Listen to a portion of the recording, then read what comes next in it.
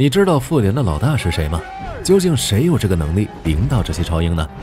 其实，在官方的设定中并没有准确的答案，但是通过复联的表现，我们还是能看出美队或者钢铁侠是最有可能成为这个人选的。其中，钢铁侠的德高望重与美队的人品谋略，让我们很难抉择。其实，在我心中，漫威的精神领袖就是美队。因为美队不管是呈现的能力，或是品质，以及在群众心中的影响力，都在将美队推上复联老大的位置。今天就让我们看看美队的发展史。在1942年的挪威，诞生了一个纳粹势力的组织——九头蛇。这个组织的老大施密特，也就是红骷髅，此时的他正带领着一群士兵来到挪威的一个教堂内，很快就找到了奥丁遗留在地球上的宇宙魔方。另一边，美国的一处军营内，此时的史蒂夫还是骨瘦如柴的弱鸡模样，他多次报名参军都被拒绝，无奈的他只能去电影院散心，不料却听到了有人说征兵的坏话，这让一腔热血的史蒂夫听后与对方大打出手，但是瘦弱的史蒂夫怎么会是对方的对手，很快就被打倒。关键时刻，这个影响了史蒂夫一生的好基友巴基出现，救下了史蒂夫，并带着史蒂夫去参加了托尼老爹霍华德的科技展。但是一心报国的史蒂夫此刻只想参军，巴基表示让史蒂夫留在后方，但是史蒂夫显然不想被保护。这时他们的对话被一直热衷于研究超级士兵的白毛博士听到，看着满腔热血的史蒂夫，白毛博士决定给他一次机会。随后史蒂夫便在白毛博士的介绍下成功进入了军营，训练他们的是部队的上校卡特，这个看起来比史蒂夫还要强壮的女性，却成为了史蒂夫一生无法释怀的人。卡特的任务就是在这些新兵中挑选出一人参加超级士兵的实验。瘦小的史蒂夫还没开始便被忽视掉，在各项训练中，史蒂夫都是垫底。当然，史蒂夫在一次比赛中靠着自己的聪明，成功拿下众人都无法拿下的旗子，这也让卡特对眼前的瘦小伙有了不一样的看法。这天，白毛博士来到军营中，选中了史蒂夫作为参加这次实验的人选。上校对此表示不解，博士表示自己看中的是史蒂夫的人品，并不是体能。此时的上校却不认为，他拿着手雷朝人群中扔去，众人看到手雷四散而逃，而史蒂夫看到手雷后却扑了上去。这个举动成功引起了卡特的注意，上校也对眼前的小伙改观。晚上，白毛博士找到史蒂夫，向他讲起了年轻时的故事。一个年轻人为了获得强大的体能，通过白毛博士的帮助，成功注射了一种血清，但是因为血清的不成熟，让施密特成为了不人不鬼的模样。这个年轻人就是九头蛇的首领施密特。这种血清不仅可以增强人的体能，还可以增强人的欲念。之所以白毛博士选中史蒂夫，正是看上了史蒂夫优秀的品质。与此同时，另一边的九头蛇基地里，施密特依靠宇宙魔方成功制造出来强大的武器，同时也调查到白毛博士现在正在为美军服务。他害怕白毛博士为美军制造出超级士兵，所以派杀手前去刺杀博士。几天后，史蒂夫也开始了实验。随着血清的注入，史蒂夫异常痛苦，但还是咬牙坚持，并让博士加大能量。随着能量达到100%，实验也获得了成功。此时的史蒂夫也完成了改变，成功变身美队，从之前的弱鸡变成了肌肉猛男。就在众人为此欢呼的时候，杀手却开枪击杀了博士，并抢走了血清。美队见状也追了出去。此时他身体的各项机能都得到了提升，很快就追上了杀手，然后一顿暴揍。但是没想到，杀手此时竟然服毒自杀了。另一边的施密特开始大规模制作武器，准备统领世界。上校此时也接到通知，前往欧洲对抗施密特。听到消息的美队想要前往，却被上校拒绝。上校觉得依靠一个美队并不能有什么成就。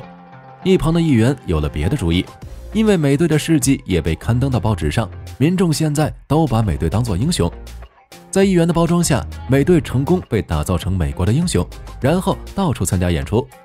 一次在军营演出时，美队被轰下了台，因为士兵们更爱看的是金发碧眼的性感女郎，这样让美队第一次陷入迷茫。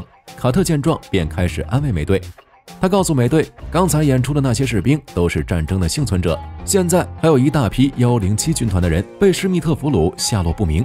此时的美队想到了自己的好基友正是107军团的人，美队找到上校，希望可以去营救被俘虏的人，但是再次遭到了上校的拒绝。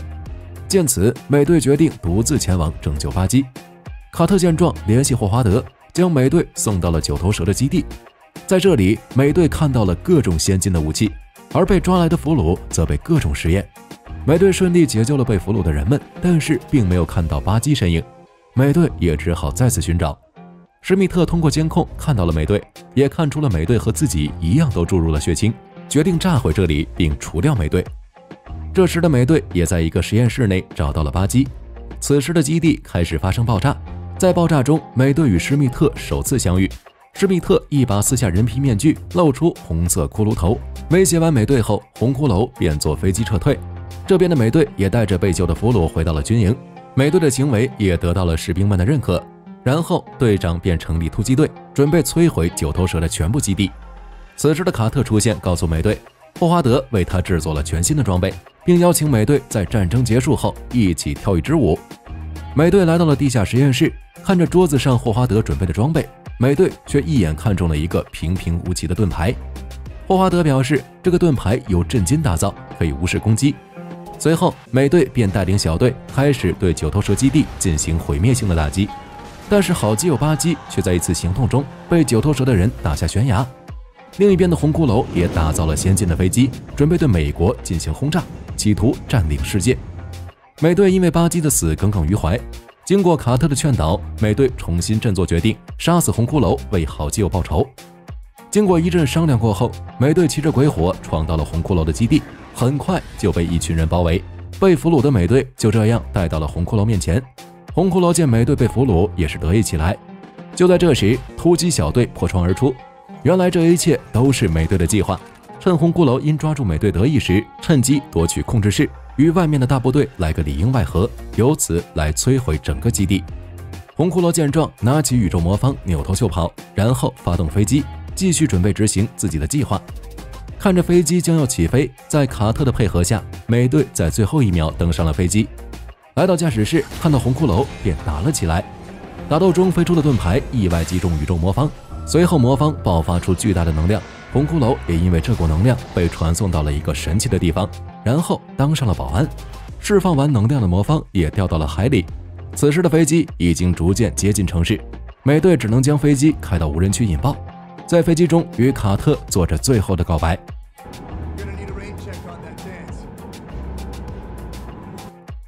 随着距离冰面越来越近，无线电也断了信号，卡特也没能等到美队的答复。战争最后获得了胜利，霍华德也从海里打捞起了魔方，但却找不到美队的尸体，卡特因此也失去了美队。70年后，一群人发现了飞机残骸以及被冰冻的盾牌。在一间医院内，美队睁开了双眼，冲开门看着这个陌生的世界，美队彻底懵了。此时福瑞出现，告诉美队事情经过。美队此时也知道自己彻底错过了卡特。随后在福瑞的安排下，美队一直留在了神盾局中。这天美队正在地下打拳，将心里所有的不公发泄在沙袋上。此时福瑞出现，邀请美队参加复联，因为宇宙魔方被一个叫洛基的人拿走。在美队的领导下，纽约之战打响，美队同其他复仇者一起击败了洛基，再次夺回宇宙魔方。可是此时的美队并不知道，自己的死对头九头蛇组织死而复生，甚至已经渗入到神盾局中。纽约之战过后，美队就定居在了华盛顿特区生活，在这里也认识了猎鹰山姆。此时寡姐出现，将美队带到了神盾局。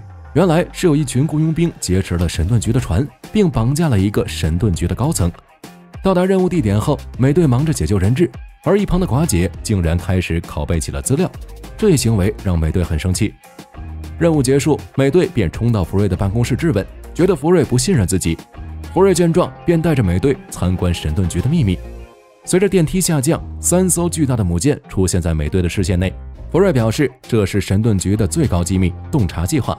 3艘航母可以连接卫星，通过卫星精确计算每个人的过往，然后精准锁定对神盾局有威胁的人，并击杀。美队听后却认为这种做法很是反对，说完便离开，来到了美国队长博物馆。看着墙上好基友的照片，陷入沉思。接着美队又去看望自己最爱的女人卡特。此时的卡特已经成为了一个老人，美队倾诉内心的苦恼，卡特还是像过去那样开导着美队。正在看寡姐拷贝下来的资料，却发现有些内容自己竟然没有权限查看。随后决定暂停洞察计划，然后福瑞就开车离开了神盾局。车上，他给希尔特工打去电话，并让希尔特工赶快返回。话刚说完，一辆警车突然撞了过来，紧接着陆续的警车包围了福瑞，然后接着就对福瑞开始了扫射。眼看玻璃即将击碎，福瑞拿起机枪开始反击，开着车突出重围。此时路上出现一个蒙面男人，一个照面就击飞了福瑞的汽车。福瑞见状，打开下水道逃了下去。晚上，美队回到公寓，公寓管理员告诉美队，是不是收音机没关，房间内有声音。美队听后察觉到不对，随后翻窗进入房内，但是却看到受伤的福瑞坐在屋内。福瑞告诉美队，现在的神盾局已经被敌人占领，让美队不要相信任何人，接着便被一枪击倒。福瑞这时交给美队一个 U 盘，让美队好好保管。听到声音的管理员举起枪冲了进来，原来这个管理员是福瑞安排在美队身边保护他的特工。美队见状便让管理员保护福瑞，然后自己拿着盾牌便追击刚刚袭击福瑞的凶手。美队一路横冲直撞，追到了天台上，然后对着凶手甩出盾牌，不料被对手反手接住，随后又将盾牌扔给美队。美队双手接下盾牌，此时才明白了凶手力量有多么强大。凶手见状也跳下天台消失不见。美队赶到医院，却听到了福瑞死亡的噩耗。此时神盾局的人让美队去录口供，美队临走前将 U 盘藏到了医院的自动贩卖机里。到了神盾局，见到了主管神盾局安全理事会部长皮尔斯。皮尔斯想着福瑞临死前找美队，肯定是告诉了美队什么信息，本想从美队口中套话，美队想起来了福瑞临死前说的话，向皮尔斯隐瞒了 U 盘的存在。随后美队便离开了。离开的美队刚上电梯，便有一大群特工围了上来。美队见状也不多逼逼，变身电梯战神。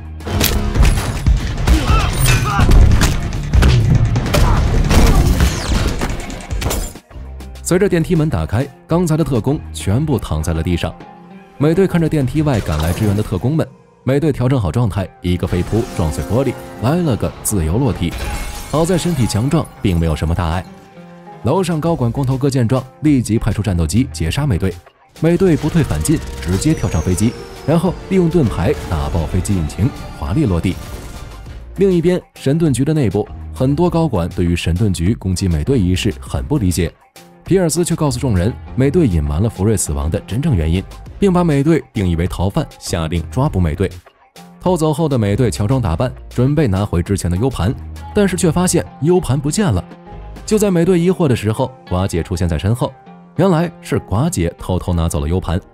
寡姐告诉美队，杀死福瑞的是一个叫冬日战士的人，这个人也参与了多起案件，现在当务之急就是破解 U 盘的内容。两人在公共电脑上成功破解 U 盘，此时的神盾局也已经追到了这里。两人通过 U 盘确定了目的地新泽西州，这个地方正是美队当初训练的军营。两人躲过追捕后，开车前往新泽西，很快就到了之前训练的军营。在这里，他们发现了一间密室，这里一堆老旧的机房，这么多年过去了，机器依然能使用。寡姐将 U 盘插到了电脑里，电脑里突然出现了佐拉博士的脸，这个正是之前被美队抓捕的九头蛇组织科学家。原来二战结束后，佐拉被神盾局招安，但是佐拉博士依旧没有忘记自己的理想，在神盾局里偷偷发展九头蛇的势力，就包括神盾局的最高机密洞察计划，也是九头蛇一手策划的。佐拉博士已经偷偷修改了3艘母舰的芯片，等到洞察计划发动的时候，世界上威胁到九头蛇的人类将会被杀死。此时的机房大门突然上锁，然后寡姐发现一枚导弹正朝他们飞来，这时才发现刚才佐拉博士一直在拖延时间，在爆炸的前一秒，两人躲到了一个下水道里，才捡回一条命。另一边，冬日战士出现在了皮尔斯的房间，皮尔斯命令冬日战士前去消灭美队。此时逃出的两人找到猎鹰山姆帮忙，猎鹰很乐意地接受了邀请。随后经过3人的分析，确定了九头蛇隐藏在神盾局的高管是谁。随后美队便抓来了光头哥，就是之前命令飞机攻击美队的人。根据猎鹰在美队的完美配合下，成功从光头哥的口中得知16个小时后洞察计划就会被启动，到时候对神盾局产生威胁的人们都将被杀死。3人决定利用光头哥，然后摧毁母舰。不料途中光头哥被一把抓到了车外，猎鹰一个急刹车，之前攻击福瑞的凶手被甩飞出去。后面一辆汽车加大油门，推着3人的车前进。就在车辆即将翻车的时候，美队一脚踹下车门，将3人成功救下，随后便与凶手打了起来。打斗中，美队扯下了对方的面具，但是眼前的一幕彻底让美队呆住，因为这个人正是自己的好基友巴基。此时的寡姐也一发火箭炮射出，巴基再次消失。此时神盾局的特工赶到，包围了3人，然后将3人押送到神盾局的路上，3人被希尔特工救下，然后带着3人来到了一个秘密的地方。进门口竟然看到床上的福瑞竟然还活着，原来这一切都是福瑞的计划，之前是为了躲避追杀制造的假死。福瑞表示，现在只有更换母舰的芯片才能阻止9头蛇的计划。说罢，3人便开始行动。首先溜进了神盾局的广播室，然后当着众人的面，美队开始说皮尔斯他们的计划。皮尔斯见事情即将败露，便让手下强行启动航母。此时神盾局正义的特工也开始反击，双方很快就发生了枪战。此时的天空母舰也已经被成功启动，美队和猎鹰也开始行动，更换芯片。就在2人即将安装完全部芯片的时候，巴基再次出现，猎鹰被巴基扯断翅膀，然后掉下了母舰。在最后1秒，山姆打开了降落伞，捡回了1条命。美队看到巴基试图唤醒好基友，可此时的巴基人狠话不多，随即2人扭打在了一起。2人的力量都很强，打得难舍难分。此时距离母舰开火的时间越来越近，在最后时刻，美队成功打晕了巴基，并替换了所有芯片。另一边的希尔特工也立即获得了航母的控制权，然后决定利用航母之间互相攻击来阻止9头蛇的阴谋。另一边的寡姐也成功制服了皮尔斯。随着一声爆炸，母舰被成功击落。此时的巴基被钢板压住，不能动弹。美队见状，抬起钢板救下了巴基。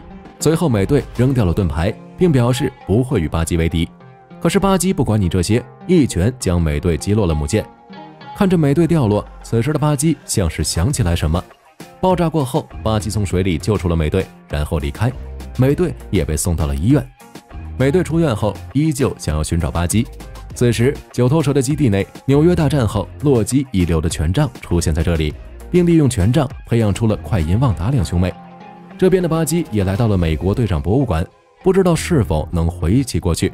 9头蛇秘密实验的消息很快就传到复联耳朵里，在美队的带领下，他们很快就抢回了权杖，但是托尼却自作聪明，反而创造了一个叫奥创的人工智能。最后众人利用洛基的心灵权杖，打造了一个名叫幻视的机器人，在大家合力的进攻下，成功摧毁了奥创。而被9头蛇秘密培养的快银旺达2兄妹，快银战死，旺达加入了复联。但是这次战争也导致一座城市被摧毁，无数群众伤亡惨重。战斗结束后，在美队的带领下，众人决定扫除9头蛇实力的残余势力交叉谷。在尼日利亚，众人成功遇到了交叉谷。通过打斗，9头蛇组织的人很快就被众人制服。交叉谷见状，趁美队不注意，准备引爆身上的炸弹，同归于尽。关键时刻，旺达赶到，使用能力将炸弹升到空中。不幸的是，上升的炸弹突然爆炸，巨大的冲击力瞬间使旁边的居民楼倒塌，无数群众遇害，这让旺达也心痛不已。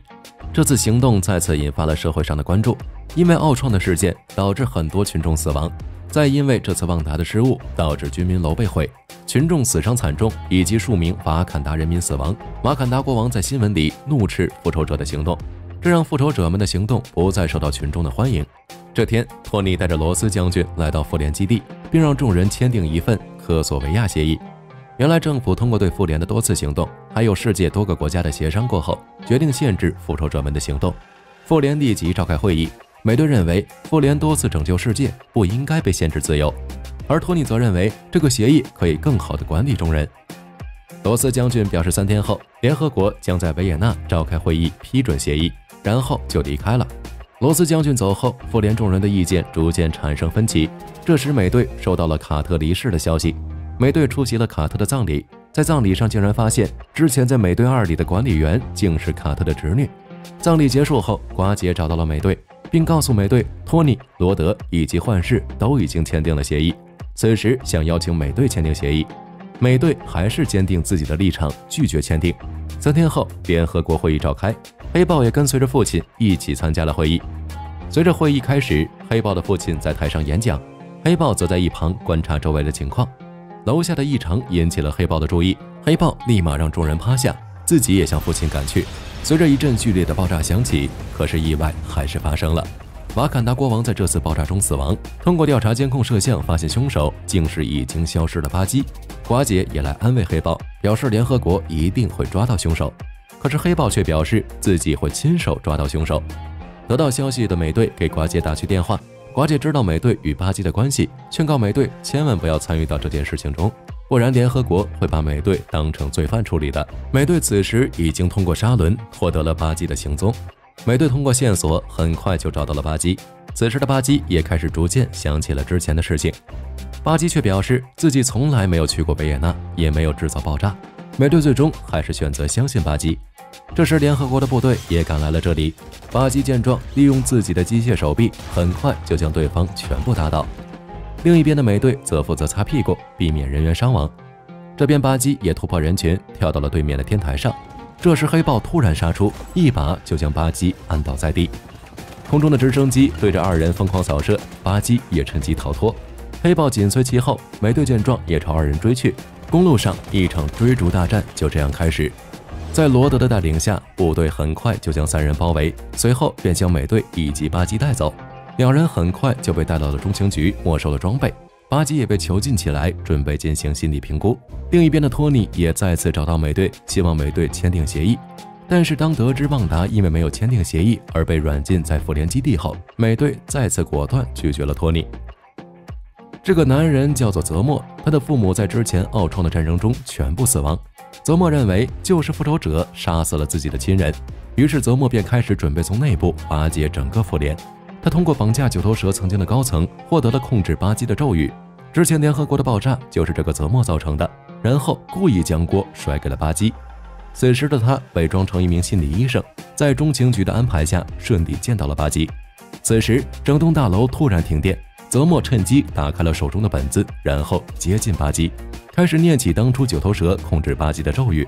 这让即将恢复记忆的巴基发狂，瞬间就挣脱了枷锁，然后被再次成功洗脑。察觉到异常的美队带着猎鹰前来查看，却看到了现场一片狼藉。随后躲在暗处的巴基冲出，3两下就打倒了猎鹰。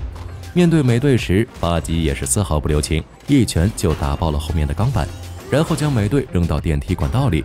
此时的巴基人挡杀人，佛挡杀佛，彻底疯狂。这边托尼见状，对着手臂按下，一个机械拳套瞬间出现，对着巴基就是一炮，成功吸引了巴基的注意。随后两人扭打在一起，虽然没有了机甲的托尼根本不是巴基的对手。随后沙伦特工见状冲向巴基，一个照面就被打倒。寡姐也对着巴基施展剪刀腿，准备来一手死亡缠绕，不料力量悬殊太大，被巴基掐住了脖子。就在寡姐要领到盒饭的时候，黑豹及时赶到，但是没有了震惊战衣的黑豹显然也不是巴基的对手。巴基来到楼顶，准备驾驶直升机逃跑，这时美队及时赶到，一把抓住直升机。巴基见状也用直升机朝着美队撞去，趁美队不注意，一把抓住美队的脖子，在直升机的惯性下，两人纷纷掉进河里。这时美队从水里救出已经昏迷的巴基，然后带着巴基离开了中情局。另一边逃跑的泽莫此时准备前往莫斯科。等到巴基再次醒来，金属手臂已经被液压钳锁住。巴基见状也向美队坦白，表示自己虽然记得以前的事情，但是九头蛇灌输给自己的东西还在脑子里。今天的心理医生泽莫从他这里得到了一个坐标，这个坐标正是当年九头蛇秘密控制巴基的地方，而在那个地方还有5个与巴基一样的战士。美队听罢便准备前去阻止泽莫。此时一旁的猎鹰却表示，这个事情如果在几天前还是很好解决的，但是现在复联内部因为索科维亚协议已经分为了2派。另一边中情局内，托尼希望罗斯将军不要逮捕美队他们，并表示自己会带领复联带回美队。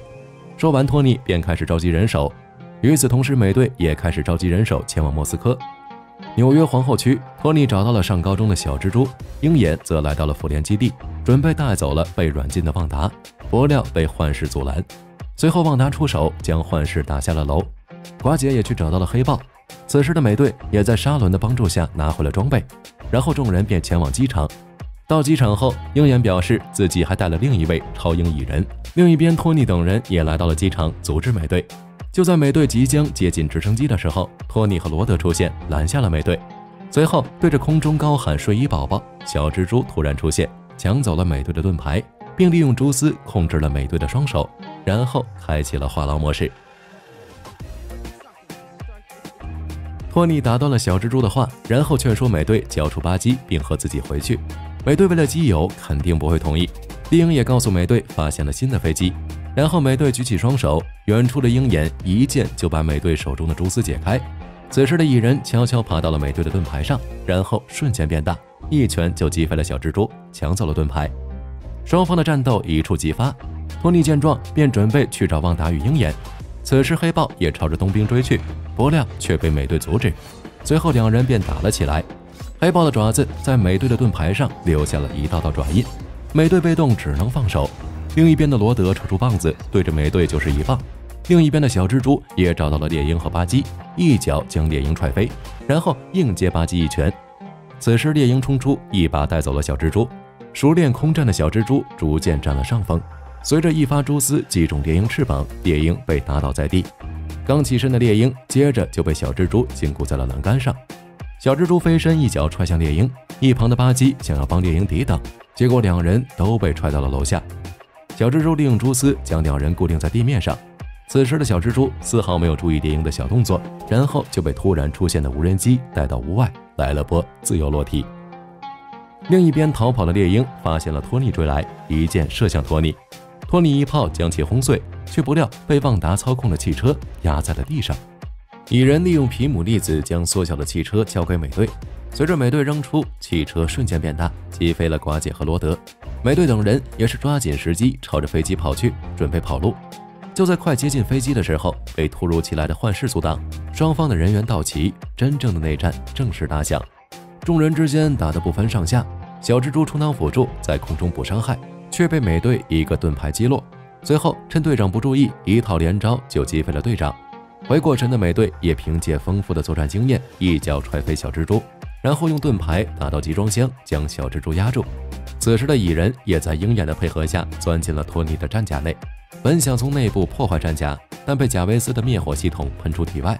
此时的猎鹰表示，如果想要成功逃跑，就要分散对方的注意力。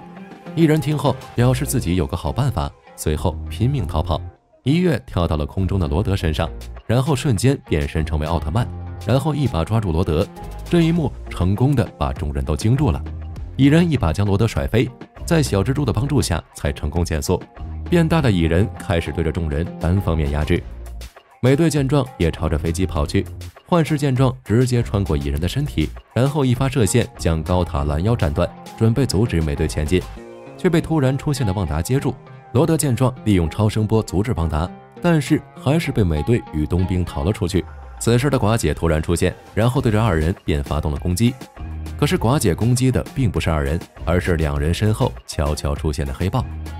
另一边众人面对变大的蚁人也想出了对策，小蜘蛛利用蛛丝绕着蚁人双腿疯狂缠绕，在托尼与罗德的配合下，蚁人也终于抵挡不住被击倒，身体也恢复了正常大小。另一边的美队也在寡姐的掩护下成功起飞，罗德与托尼见状也纷纷利用战甲追了上去。猎鹰见状紧随其后，然后朝着二人发动攻击。罗德呼叫幻视，让幻视打坏猎鹰的推进器。幻视见状朝着猎鹰发动射线，不料却被猎鹰躲过，然后一下击中罗德的反应堆，战甲一下没了能量，朝着地面飞速下坠。托尼与猎鹰见状也朝着罗德飞去，罗德狠狠地砸在了地上。猎鹰也看着罗德表达歉意，被托尼一炮击飞，内战也随着罗德受伤结束。事情过后，猎鹰等人因为协助美队逃跑被囚禁起来。托尼这边也知道了事情的经过，明白了自己错怪了巴基，这一切都是由一个叫泽莫的男人造成的。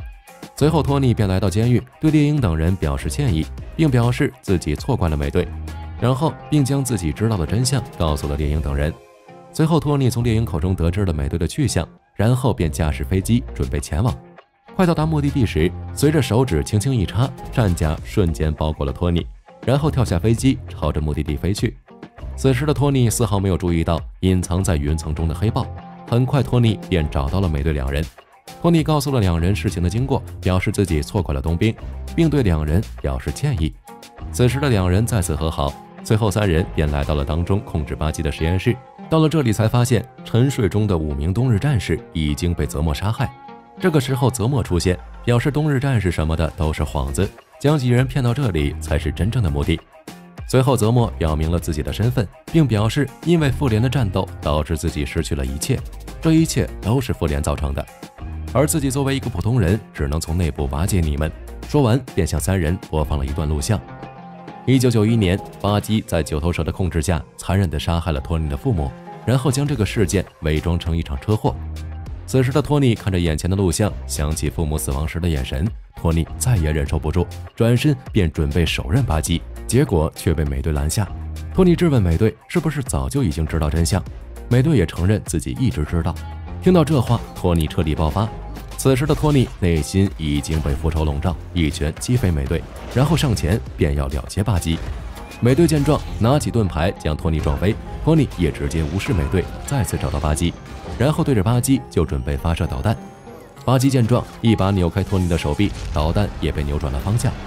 旁边的金属高架瞬间倒塌，将托尼压在了下面。此时美队示意巴基逃跑，自己则被巴基断后。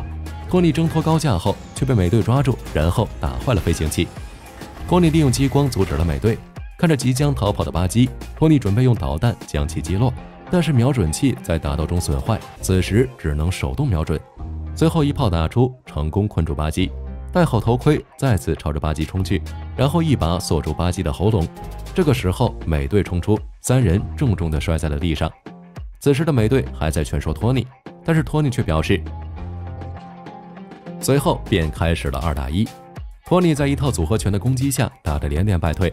托尼抓住空隙一炮击飞美队，但是却被巴基按在墙上，然后试图破坏托尼的反应堆，却被托尼一击激光炮将金属手臂炸得稀碎。美队见到了好基友变成这样，也开始了暴走模式，对着托尼就是一套连招。好在托尼的人工智能很快就分析了美队的攻击，一套连招打得美队没有招架之力。巴基这个时候紧紧抱住了托尼的脚，美队趁机打倒托尼，然后利用盾牌破坏掉了托尼的反应堆，带着巴基准备离去。此时的托尼让美队留下自己父亲制造的盾牌，并表示美队不配拥有。美队扔下盾牌，然后带着巴基离开。另一边的黑豹找到了想要自杀的泽莫，然后阻止了他，并将他带回来中情局。逃跑的美队带着巴基来到了瓦坎达，通过瓦坎达的技术，巴基决定冰封自己，以此来解除九头蛇的控制。另一边，受伤的托尼也回到了复联基地，并收到了美队的道歉信。时间飞逝，此时地球面临着重大的危机。5年前，灭霸带着宝石来到地球，在一众超级英雄浴血奋战中，依旧没有抵挡住灭霸打响响指。地球上幸存的超英寥寥无几。美队带领幸存的复联众人，在一处无名星球找到了灭霸，不料灭霸却将宝石全部摧毁。索尔一气之下杀死了灭霸。美队与托尼也在灭霸入侵的时候重归于好。在托尼的帮助下，美队等人穿越时空，集齐宝石复活了消失的众人。然后随着终极之战打响，灭霸被再次击杀，托尼也离开了我们。大战过后，班纳准备利用时光机回到过去，将宝石物归原主。美队也传送到了属于他的那个时代，归还宝石。但是成功归还完宝石的美队并没有选择返回。此时的班纳看着机器以为坏掉了，一旁的巴基经过冰封，也已经彻底摆脱九头蛇的控制。作为美队的好基友，巴基显然已经察觉到美队的用意。这个时候，猎鹰在湖边看到了一个熟悉的背影，走近查看，竟是老迈的美队。原来美队回到过去，决定听从之前托尼的建议，尝试一下不一样的人生。美队选择留在了那里，并与卡特度过了后半生。现在已经年迈的美队表示，自己对这样的生活感到很满意，然后就将跟随了自己一辈子的盾牌交给了猎鹰，然后离去。大家想看复联系列，可以看我之前的作品。故事到这里就讲完了，大家有什么想看的，可以在评论区告诉我，也可以关注我，我会持续为大家更新更多漫威精彩内容。